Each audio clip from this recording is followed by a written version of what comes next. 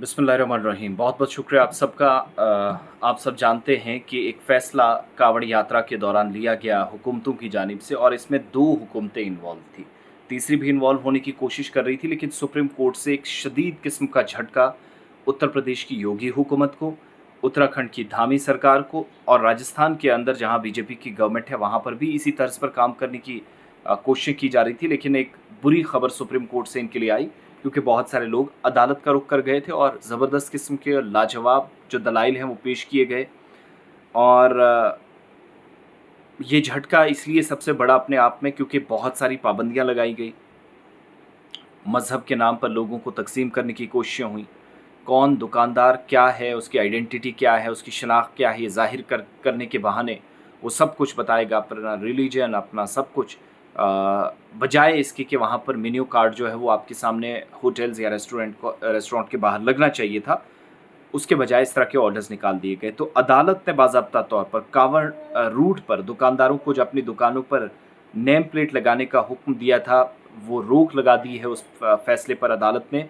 और अदालत के मुताबिक खाने पीने की दुकानों पर सिर्फ खाने पीने की अशिया की अक़साम लिखी जानी चाहिए, दुकानदार का नाम लिखना ज़रूरी नहीं है। तो शदीद किस्म का झटका नंबर 1 यहाँ से।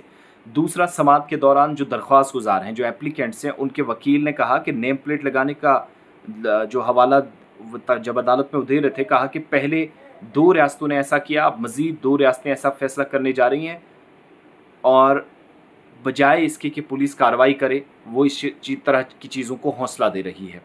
अक़लियतों और दलितों को अलग थलग किया जा रहा है। वकील ने सबसे पहले मुज़फ़्फ़रनगर पुलिस का हुक्म पढ़ा, जिसमें जस्टिस हर्षी की राय की तरफ से पूछा कि ये हुक्म है या प्रेस रिलीज़। तो वकील ने कहा कि मैं प्रेस रिलीज़ पढ़ रहा हूँ और इसमें लिखा है कि माजी में कांवड़ यात्रियों को गलत चीज़ें खिला दी गई और इसलिए दुकानदार का नाम लिखना लाजमी करार दिया जा रहा है। जब आप सब्ज़ी, खालिस सब्ज़ी, जैन फूड वगैरह जो है वो लिख सकते हैं, तो बेचने वाले या दुकानदार का नाम लिखना क्यों ज़रूरी है, ये भी पूछा गया। जज ने इस पर रज़ाकाराना तौर पर ना लिखा। इस पर दूसरी दरख्वास्त गुजार जो महुआ मोइत्रा हैं, जो आप सब जानते हैं कि जो टीएमसी के सांसद हैं, रुकन पार्लियामेंट हैं, उनके वकील अभिषेक मनु सिंघवी के मुताबिक ये रज़ाकाराना नहीं है बल्कि लाजमी है। और एडवोकेट सिंघवी ने यह भी कहा कि पुलिस को ऐसा करने का कोई कानूनी हक नहीं।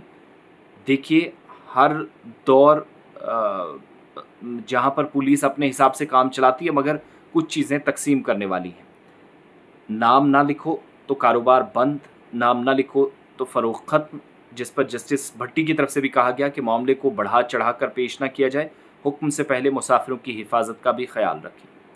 इसके अलावा एडवोकेट अभिषेक मनु सिंघवी की तरफ से कहा गया कि मुसलमान हों, ईसाई हों, बुद्ध हों, सभी इन यात्रियों का काम पहले भी करते हैं, अब भी करते हैं। आप खालिस सब्ज़ी, शुद्ध शाकाहारी लिखने पर इसरार कर सकते हैं, दुकानदार के नाम पर नहीं। तो इंतज़ामिया ने दुकानदारों को ऐसी हिदायत जो जारी की थी, उस पर रोक लगा दी गई है और बाज़ाब्ता तौर पर समात के दौरान मुसलमानों का, ईसाइयों का, सिखों का या दीगर माइनॉरिटीज़ का हवाला दिया गया।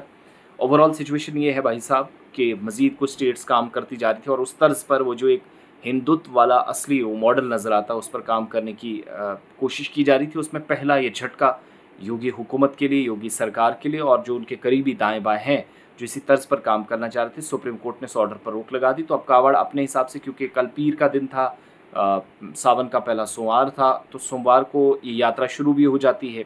कावड़िए जो है वो खुद को भोले भक्त के या बाबा के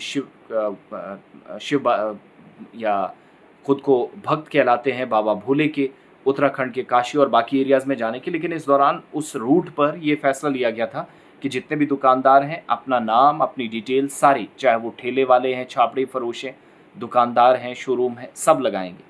लेकिन बिलाखिर फैसले को पलट दिया सुप्रीम कोर्ट ने और योगी हुकूमत को बताया कि आप कानून से ऊपर नहीं हैं। आप जो कर रहे हैं वो अपनी मर्ज़ी से कर रहे हैं और हम जो कर रहे हैं वो भारत के आइन के दायरे में रह कर रहे हैं।